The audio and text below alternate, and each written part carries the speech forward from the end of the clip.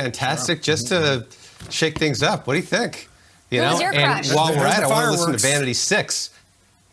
Yeah. Well, for me, it was Elizabeth Shue. Elizabeth Shue was my crush. Once I saw Adventures in Babysitting, it was all over. Yes. Adventures in And it fits comfortably as well. I know. Karate Kid, Cocktail. I mean, leaving Las Vegas, then when she had moved on further, it was fantastic. Yeah. Cobra Kai, too. Yeah. Yes, it did. Game changer. Looked at her differently, and I loved it. All right, so let's talk about Shawnee's former team, the New York Football Giants. They begin their training camp today, and they face two critical questions. One, will Saquon Barkley be healthy from that torn ACL injury that he had suffered in 2020? And is Daniel Jones going to be able to take that next significant step to being the franchise quarterback? Kyle made a compelling argument comparing Jones to Josh Allen their first two seasons. Numbers comparable. Jones has shown flashes of brilliance in his first two seasons with the G-Men, but that has been offset by shaky play and turnovers, as everybody mentioned at the breakfast table. It's a make or break season for the 6th overall pick in the 2019 NFL Draft. Jones knows there's pressure to perform, and he says he's up for the challenge. At this level and this job, we're all expected to perform and to play at a high level every day, and that starts today. So I certainly feel that. I think everyone on the team does, and I think that's healthy. I think that's the way it should be, and I know we're excited for the opportunities. Aaron Rodgers back in Green Bay, but will he be joined by a former teammate? Well, NFL Network's Tom Pelissero reporting the Packers are in discussions with the Texans to trade for wide receiver Randall Cobb. Cobb spent the first 8 years of his career with Rodgers in Green Bay. He started just 2 games for the Texans, though, in 2020. And speaking of trades, Dolphins cornerback Xavier Howard took to social media Tuesday saying he has requested to be traded. Howard says he has never asked for a completely new contract from the Dolphins, just that he wants a reworked deal. Howard borrowing a line from Marshawn Lynch saying that he's going to be showing up to training camp so he doesn't get fined. He did say he will be professional while he is there. The best part of Xavier Howard's statement is that it came from him. Not from his handlers, not from any agents or PR firm. It actually came from him. And guys, we know there is going to be no shortage of suitors for his services. What a bummer for the Dolphins. An AFC contender. Things are so thick in the AFC. This is a huge bummer. When Will, we appreciate you talk to you about headlines in a little bit. This is one of the best in the game. When he signed his deal, guys, when he reworked his deal in 2018, the highest paid corner at the time, he led the league with 10 interceptions last season. What do we think about this news? As training camp kicks off, he wants a deal reworked. There's so much to this. And to Will's point, it is very clear that he wrote it himself. Sometimes we're not sure. This definitely came from the player because you would never have a publicist do this. In one way, I sympathize with him because he's like, dude, I had 10 interceptions. Nobody ever has 10 interceptions. Nobody ever has 8 interceptions. I just had one of the best seasons of all time. So good. I want to be paid.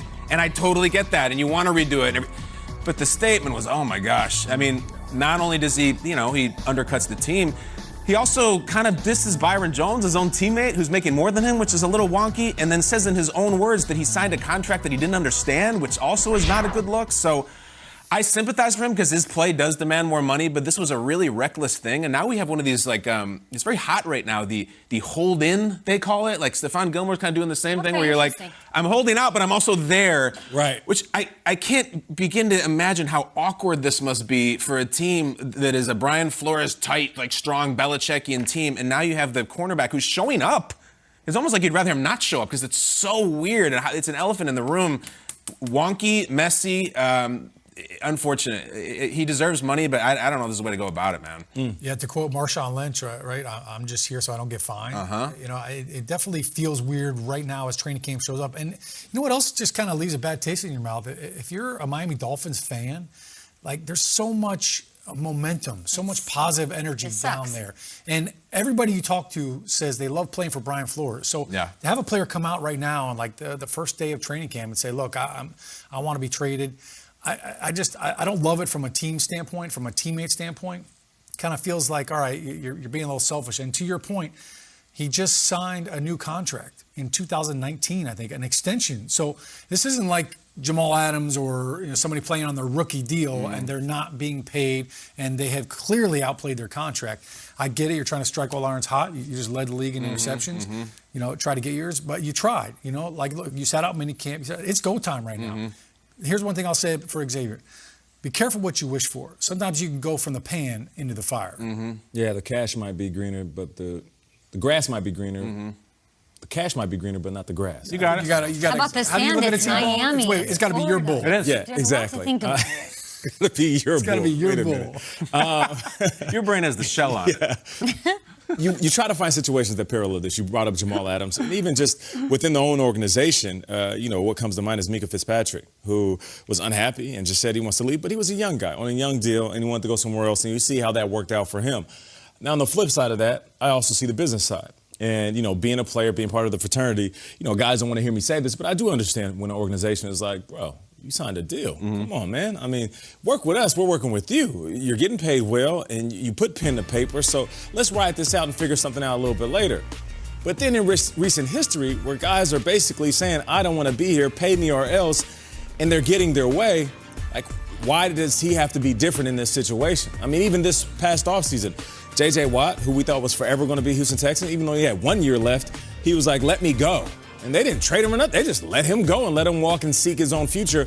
Matt Stafford, who I love, he had 3 years left on his deal, making big money. And, of course, the Lions would have loved Matt Stafford to retire and ride off in the sunset as a Detroit Lion. But they were like, look, you don't want to be here, we'll let you go. So, yes, it might be more about money than it is about career, but he just falls in line with what has happened recently with superstars, lesser-known name guys, and everybody in between. So this is the trend. Until a team puts their foot down and says, no, but that's why then guys are going to continue to ask for what they want. That's why teams maybe should, because it's like a slippery slope, isn't it? And those situations are all fair.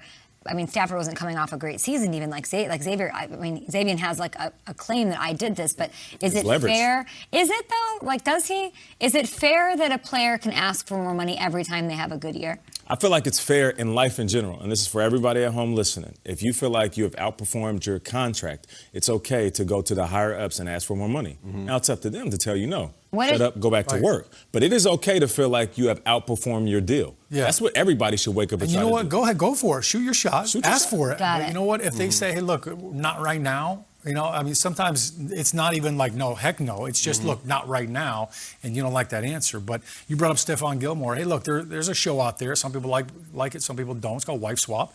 Maybe there's a little swap there, or maybe you a life swap. Maybe they swap corners. A life swap. You know what? Maybe go for a week and just see. You know what? Guess what? You may go up to New England and be like, yeah, I kind of like Miami. Yeah, you think Stephon's not going to have a good time? I will say also with those other things you're saying, it's like so trendy right now. I haven't heard this. He said, I signed an extension. I'll admit I didn't completely understand or feel comfortable with it. Sort of, That's on his agent. That's on his side of things, right? See what had happened.